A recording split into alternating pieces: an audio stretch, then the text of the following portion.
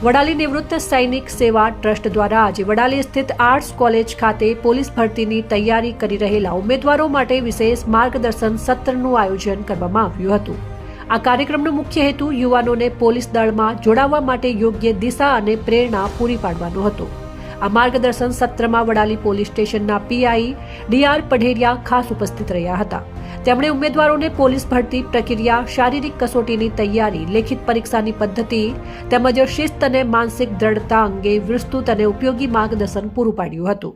સત્ર દરમિયાન ઉમેદવારોએ ઉત્સાહપૂર્વક ભાગ લીધો હતો અને પ્રશ્નો પૂછીને પોતાની શંકાઓનું નિરાકરણ કર્યું હતું।